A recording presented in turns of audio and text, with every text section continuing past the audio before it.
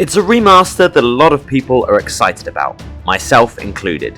With less than 20 days until it's released, let's talk about GTA Remastered. Now, I've been a big fan of the Grand Theft Auto franchise ever since I played the original GTA, made by DMA Design on my friend's PlayStation 1 back in the day. Years later, I marvelled at the 3D world of GTA 3, which I saw running on what was considered to be a high-end PC back in 2001. I couldn't believe the scope and scale of it all.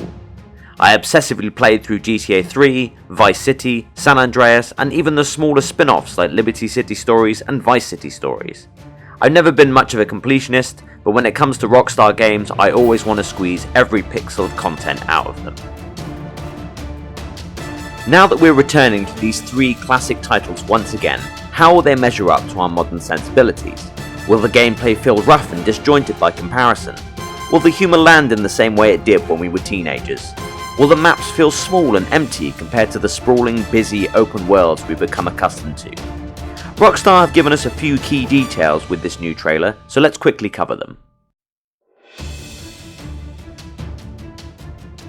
So there's going to be additional enhancements across all three of the titles, making them consistently look the same. There's going to be a completely rebuilt lighting system, improved shadows, weather and reflections, upgraded character and vehicle models, which you can spot in the trailer. Characters finally have fingers instead of weird Lego hands, along with new higher resolution textures across buildings, weapons, roads, interiors and more. There's gonna be a range of environmental upgrades, including all new foliage. You can see those delicious palm trees in the trailer too, smoother surfaces and increased draw distances to provide a new level of depth and clarity throughout the world. That all sounds pretty good to me. But will it be enough to justify that £60 price tag?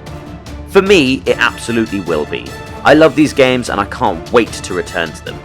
They've updated the look of these games, but they still have the same art style, and I think this is the right choice. I didn't want to see these games in the current Rockstar engine, and if I decided I really wanted that, I could just play some PC mods. This polishing and refining of the game's visuals will just mean that it looks crisper while retaining its original charm.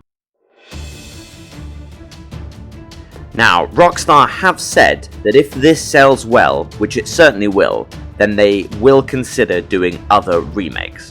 I would love to see the Warriors or Bully remastered. I still would like to see Bully 2 as well, of course. It's highly unlikely, but I would also love to see a remaster of both of the Manhunt games. But given their controversy, I doubt this will happen. It's a shame because these games are fantastically made and, despite the dark subject matter, do have a sense of humour about them and are still very much a part of Rockstar's history. I would love to go back to the adventures of James Earl Cash in the first game specifically because I really enjoyed the Running Man style of the fiction. I just thought it was fantastically made. What remasters would you like to see from Rockstar? Will you be picking up this GTA remaster? Let me know in the comment sections below. Thank you so much for watching, I really appreciate it, and stick around for an additional thing that is going on after this little look at GTA.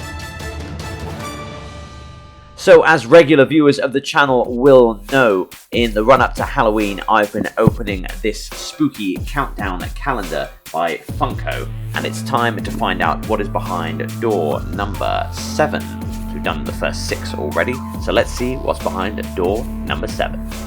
Alright, door number 7, let's go. The further down this calendar that we get, the harder and harder it is to get it in shot. Let's see what is inside this bag. Put this down, we'll see who is inside. As ever, I have my trusty knife to open it up and see just which creepy character it's going to be today. We'll be doing these right in the run-up to Halloween. I'm going to be talking about these characters. It's only bloody Jason Voorhees, the Camp Crystal Lake Killer, one of my absolute favourite horror icons. I was lucky enough to meet Kane Hodder a couple of years back at a convention. I absolutely love Jason. I have loads of Jason related stuff. This is going to fit in perfectly with all the rest of my Friday the 13th stuff. Thank you so much for watching this little video about the GTA remaster. I absolutely cannot wait to play it. Not too long to wait now, and thank you for sticking around for this little bit about Funko Pops as well. I do appreciate it as ever. Make sure you like and subscribe, and I'll catch you in the next video. So this channel is still in its infancy at the moment, but please do like and subscribe for more content, and you should be able to see some other videos floating around me and also some sort of subscribe orb as well. That should all be floating around my head, so have a click and check out some of the other content on the channel. Thanks again so much for watching. I'll catch you in the next video.